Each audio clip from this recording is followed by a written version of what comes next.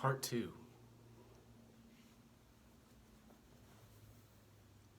Have you ever gotten cold after thinking about something like racism or bullying even? I mean, shoot. Some messed up stuff. But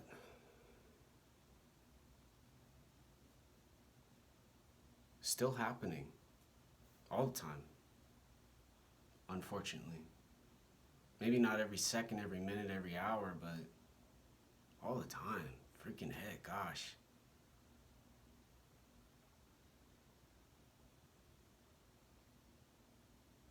Maybe not as frequently, maybe less and less.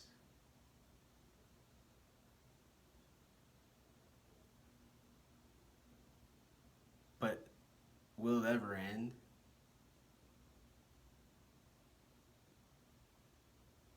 Are humans capable of ending racism? Or have you ever thought maybe we can solve the problem? Engineers, they build this stuff like the Earth rover where you go and you just, cruise on the bumpy, cratery moon.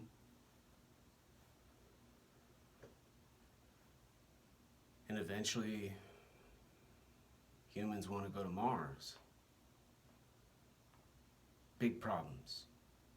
How to be in space that long, how not to get radiated more than I got radiated at the maximum dose from my brain tumor and survive. And be healthy after the voyage.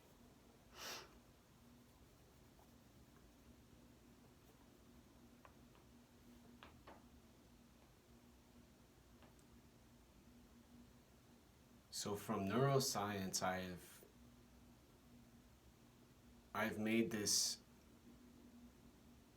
beginning, I think, to solving the problem of racism, at least for me.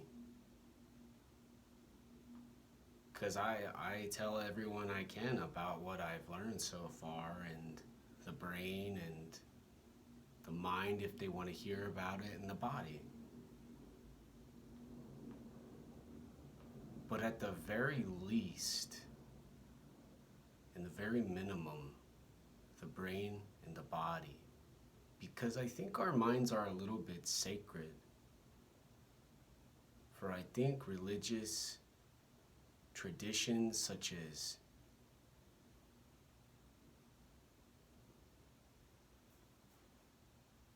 possibly Christianity or Islam, maybe Buddhism, but people nowadays like to say Buddhism, maybe, the Om is philosophy. And it is what it is. I don't go to a monastery anymore. I used to once in a while when I was in the early years of learning about Buddhism and Tibetan culture, but there's risks involved for sacredness. People who get sexually abused by priests and maybe nuns, who knows?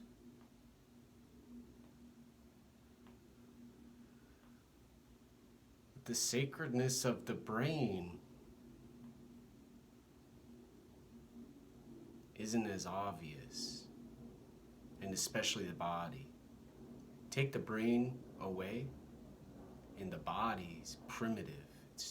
It's doing what it has to do to feed itself,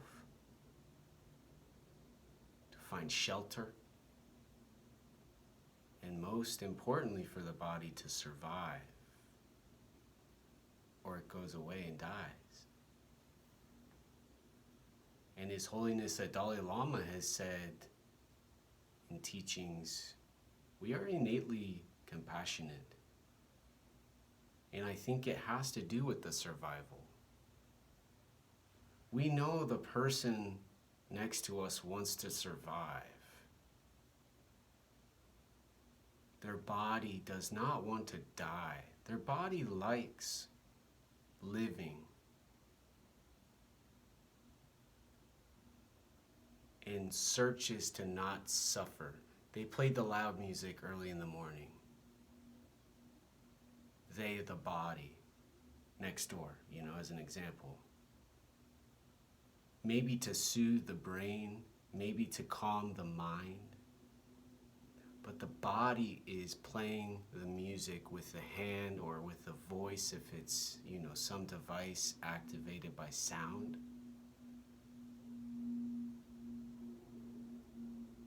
For the body to keep living. And so then when does the body want to die? When does suicide occur?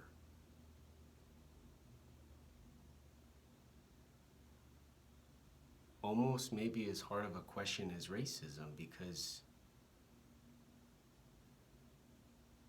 that to me sounds like, well, the body is being prevented a lot like the brain and the mind in racism. They're being bullied maybe. The body's just constantly just being pushed against. Or maybe it's totally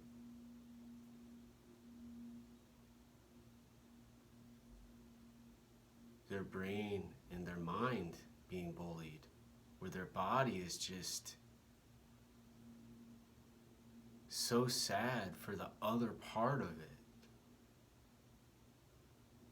that it wants to make peace for the whole body and brain and mind. For the whole body and the whole brain, mind aside. To just finally have that rest with the brain. To be whole. And they die.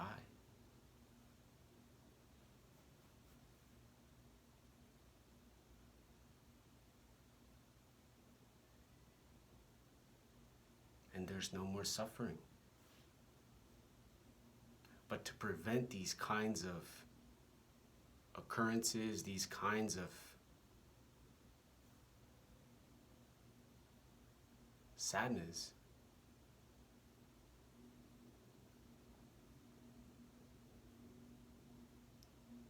I think racism is still important to start with.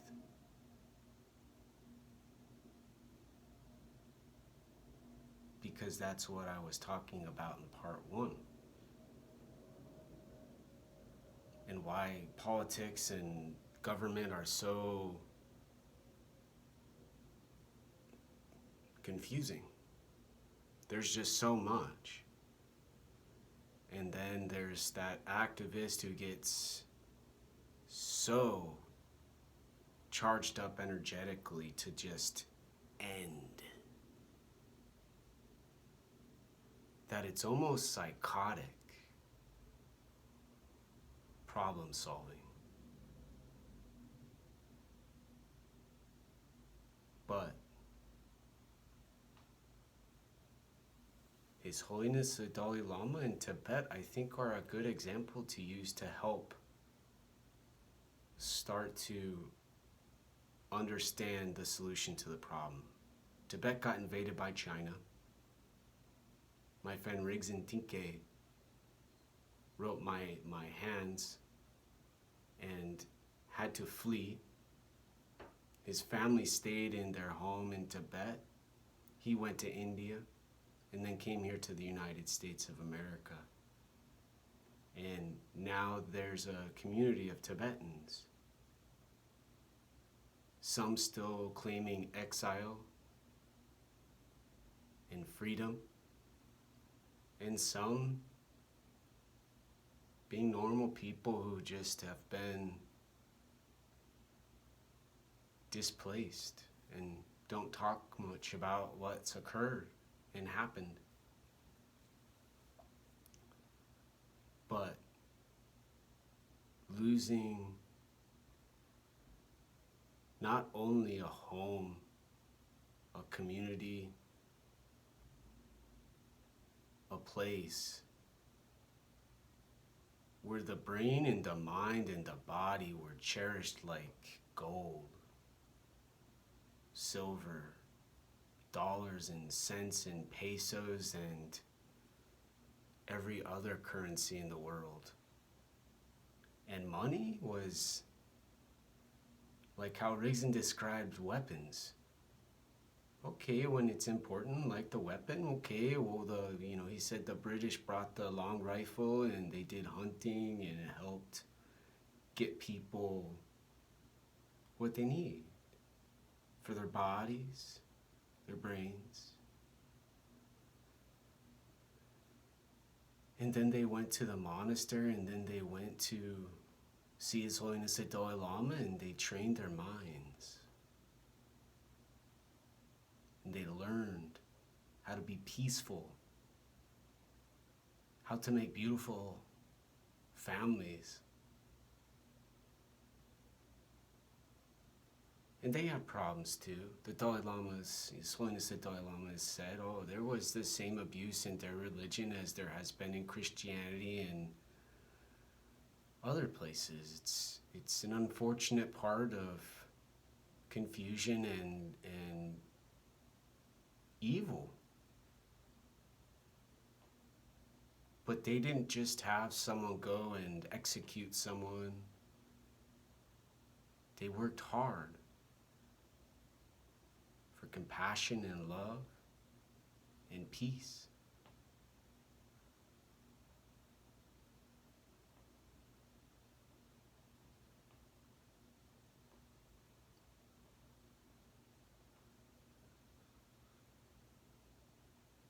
But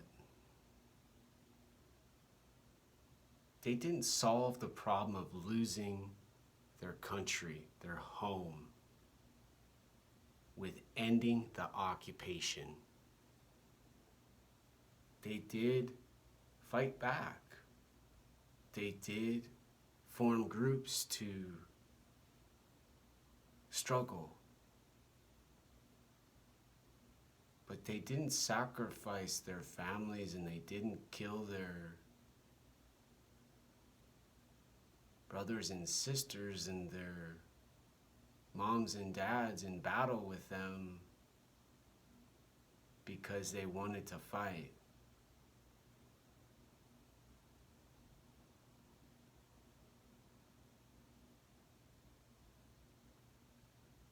They used their wisdom, they used their brain, and decided they didn't want to live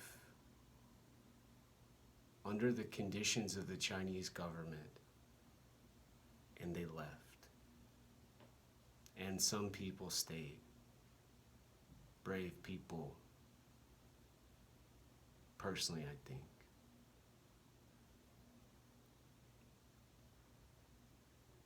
But with racism also, you can fight, you can go search for a racist, you can get them, and then you're done. And then you break, rest, and you go again maybe.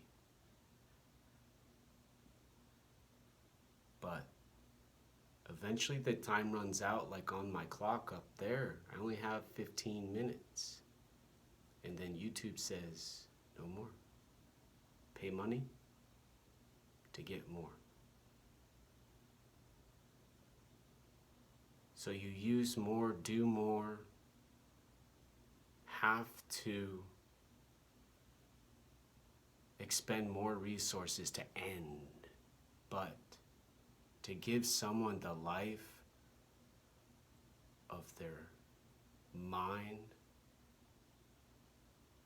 and the love from their brain and their body as whole.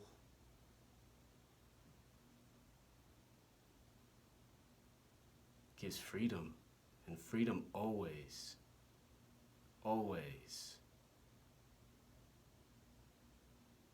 solves problems.